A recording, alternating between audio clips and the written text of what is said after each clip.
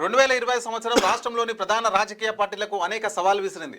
ఇందులో కాంగ్రెస్ను విజయ తీరాలకు తీసుకెళ్లేందుకు సీఎం రేవంత్ వ్యూహాలు చాలా సక్సెస్ అయ్యాయి. అధిష్టానం వద్ద ఆయన పరపతిని మరింత పెంచుతున్నాయి. ఇక రాబోయే ఎంపీటీసీ, జెడ్పీటీసీ, మున్సిపల్ ఎన్నికల్లో సత్తా చాటాలని ఇప్పటి నుంచే పథకాలు రచిస్తున్నారు. మరోవైపు చాలా రోజుల తర్వాత ఫామ్ హౌస్ను వదిలి మీడియా ముందుకు వచ్చిన కేసీఆర్ ఇకపై ప్రజల్లో ఉండనున్నారా? ఫోన్ ట్యాపింగ్, కాళేశ్వరం కేసులు ఆయన్ని మరింత చిక్కులోకి నెట్టివేయబోతున్నాయా?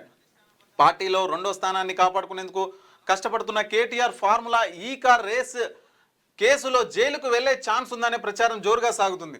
మరి కొత్త ఏడాదిలో ఆయన అరెస్టు కానున్నారా? హరీష్ రావు సైతం రాజకీయంగా గడ్డు పరిస్థితులు ఎదుర్కొనే అవకాశాలు ఉన్నాయి. ప్రధానంగా ఫోన్ ట్యాపింగ్ కేసులో అరెస్టు తప్పదని ఇప్పటికే ప్రచారం జరుగుతుంది. నిజంగా ఆయన అరెస్టు కాబోతున్నారా? బీఆర్ఎస్ నుంచి బయటికి వచ్చిన కల్వకుంట్ల కవిత సొంత వ్యూహాలు రచిస్తున్నారు. జనం బాట పట్టి రాజకీయ పార్టీ పెట్టేందుకు కావాల్సిన భూమికని సిద్ధం చేసుకునే పనిలో నిమగ్నమయ్యారు. కొత్త ఏడాదిలో ఆమె ఎలాంటి నిర్ణయం తీసుకోబోతున్నారు? మరోవైపు బీజేపీలో కేంద్ర మంత్రులు కిషన్ రెడ్డి, బండి సంజయ్, మల్కాజ్గిరి ఎంపీ ఈటెల రాజేందర్ ఎవరికి వారే పై చేయి సాధించాలని వ్యూహం రచిస్తున్నారు.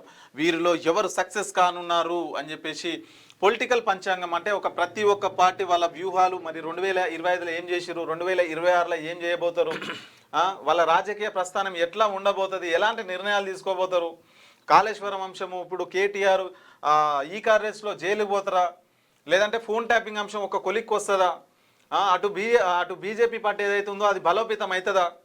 సో ఇవన్నీ కూడా అనాలిసిస్ అయితే కనిపిస్తూ ఉంది. మరి ఎవరి భవిష్యత్తు ఎట్లా ఉండబోతుంది 2026లో అనేది అయితే ఒక ప్రశ్నార్థకంగా మారింది. దిశా పత్రిక ఈ పొలిటికల్ రాజకీయ నాయకుల జాతకం చెప్పింది అన్నట్టు, అంతే. ఇక మంచికి అన్నట్టు ఇలా జాతకం ఎవరెవరు ఎట్లా ఉండబోతారు అని చెప్పేసి జాతకం చెప్పి